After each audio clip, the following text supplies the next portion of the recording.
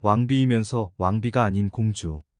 저는 그 여자가 저를 닮은 모습에도 놀랐지만 거침없이 퍼부어대는 흉악한 말투에 더욱 놀랐습니다.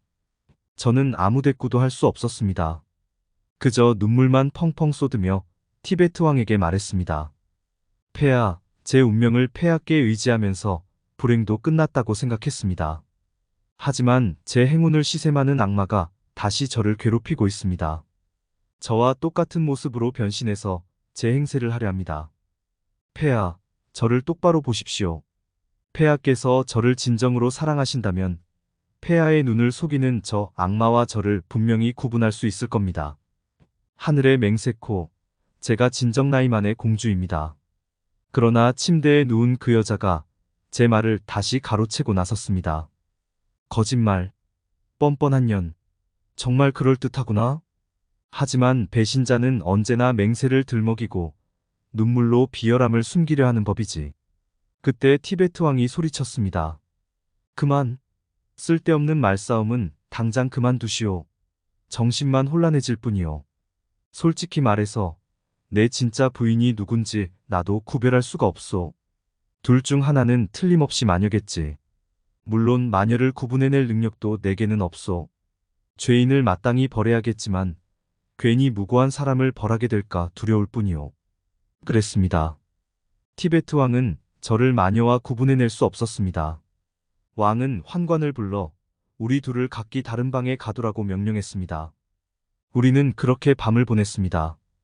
다음 날 티베트 왕은 알리 대신 부부를 불러 지난밤에 있었던 사건을 말해 주었습니다. 알리는 우리 둘을 차례로 만나보고 싶어 했습니다. 저는 알리 부부라면 틀림없이 저를 구분해낼 수 있으리라 생각했습니다. 그러나 그들도 똑같이 닮은 우리를 보고 누가 진짜인지 구분해내지 못했습니다.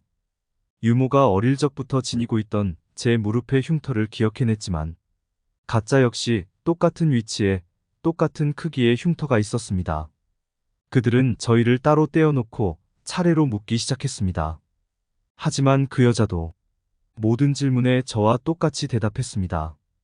그들은 확실한 결론을 내리지 못했지만 유모는 제 대답이 더 정확하다고 생각했던지 저를 진짜라고 결론 내렸습니다. 그러나 유모의 판단에 모두가 동의한 것은 아니었습니다. 대신들은 정반대의 판결을 내렸습니다. 왕의 침대에 누워있던 그 여자가 왕비이고 저는 마녀라고 말입니다.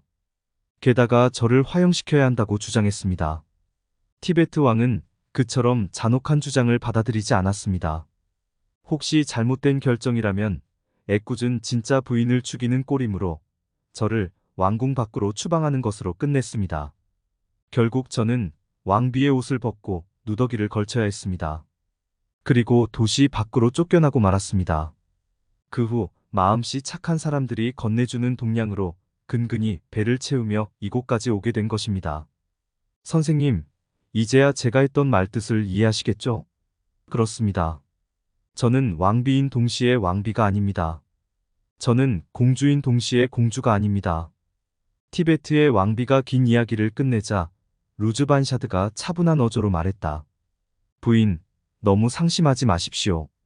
부인의 불행도 막바지에 이른 것 같습니다. 이제부터 부인에게는 행운만이 있을 것입니다.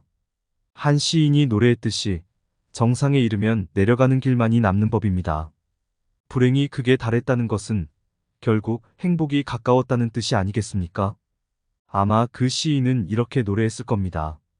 그대에게 완벽하다는 칭찬이 있으면 추락할 때를 기다리고 혹독한 시련이 닥치면 조만간 찾아올 즐거움을 맞이할 준비를 하라.